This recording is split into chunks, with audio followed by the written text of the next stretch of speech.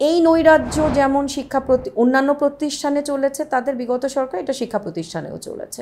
এটা যেমন অস্বীকার করলে চলবে না। আবার এখন যেটা হচ্ছে সেটাও কাম্য না। ছাত্রছাত্রীদেরকে বুঝতে হবে যে তারা অন্যায় করেছে বলে যে আমি তাদেরকে টেনে হিঁচড়ে নামালাম, সেটা কিন্তু আরেকটা অন্যায় হয়ে যাচ্ছে। এই কথাটা পুরা জাতিকে বুঝতে হবে। শিক্ষক এবং ছাত্রছাত্রীদের ভেতরের সম্পর্কে যদি যে ফাটলটা ধরেছে, এটাকে দ্রুত মেরামত করতে হবে। ছাত্রছাত্রীদেরকেও বুঝতে হবে যে শিক্ষকের অপমান করে দেশটা কিন্তু সামনে মেধাশূন্য হবে। শিক্ষক ছাত্রছাত্রীদের যে সম্পর্ক, হ্যাঁ, এটা হচ্ছে সম্মান এবং ভালোবাসার সম্পর্ক। সেই জায়গাটায় কোনো রকমের এটা শিক্ষকদের তরফ থেকে কিংবা ছাত্রছাত্রীদের পক্ষ থেকে কোনো সময়ই কোনো অন্যায় কারো প্রতি কাম্য না। এখন শিক্ষা প্রতিষ্ঠানগুলোতে যেটা হবে যে আমাদেরকে ভাবতে হবে যে শিক্ষক সমাজ কিন্তু একজন, দুজন, 10 জন দিয়ে না। হ্যাঁ, এখানে একটা বড় অংশ মিলিয়ে কিন্তু আমরা যদি প্রাথমিক থেকে শুরু করে বিশ্ববিদ্যালয় পর্যন্ত আসি, একটা বড় সমাজ। যদি যে শিক্ষাক্ষেত্রে যে দলান্ধতা চলেছে, দলীয়করণ চলেছে, রাজনীতি নিয়ে শিক্ষকদের ব্যক্তিগত রাজনীতি চাইলে তাদের আছে কিনা সেটা তাদের ব্যক্তিগত বিষয়, কিন্তু শিক্ষক হিসেবে তো তার রাজনীতি ক্লাসরুমে বা ছাত্রদের প্রভাবিত করার কথা ছিল না, তাই না? এবং আমাদের শিক্ষক পরিচয়টা যখন বাইরে দেই, আমার পরিচয়টা শিক্ষক হওয়া উচিত। এবং আমার ছাত্রছাত্রীদের দিয়ে এবং বিশ্ববিদ্যালয়ের মতো বা যে কোনো শিক্ষা প্রতিষ্ঠানের মতো পবিত্র একটা জায়গায় আমার ব্যক্তিগত দল মত এগুলার ঊর্ধ্বে উঠে আমাদের কিন্তু যে শিক্ষক সেই পরিচয়টা হওয়ার কথা ছিল।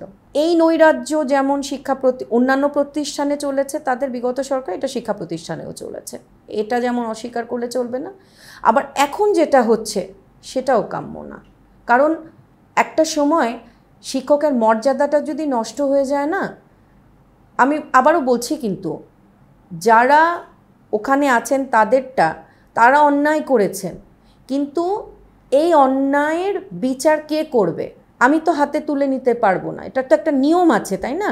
আমি যদি মনে করি যে কোনো শিক্ষক বা কোনো রকমের জায়গায় তারা অন্যায় করেছেন আমাদের কাছে, যে কারণে বলছিলাম যে ল অ্যান্ড অর্ডারটা কিন্তু আসতে হবে।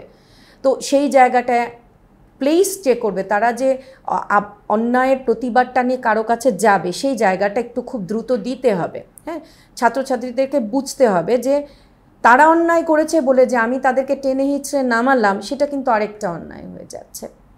তাদের ক্ষোভগুলা যদি থেকে থাকে, সেখানে বাস্তব ক্ষোভ কিন্তু আছে। হ্যাঁ, সেই ক্ষোভের জায়গাটা কোথায়? তাদেরকে তো ক্ষোভের জায়গাটা দিতে হবে। এই পুরো ব্যাপারটা খুব এলোমেলো একটা অস্থির সময়।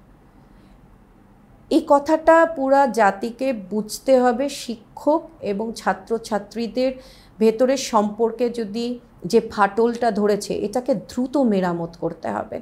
এবং শিক্ষকের মর্যাদা নিয়ে যদি আমরা দাঁড়াতে না পারি, আমরা যেমন আমাদের একটু সংস্কারের প্রয়োজন আছে, ছাত্রছাত্রীদেরকেও বুঝতে হবে যে শিক্ষকের অপমান করে দেশটা কিন্তু সামনে মেধাশূন্য হবে।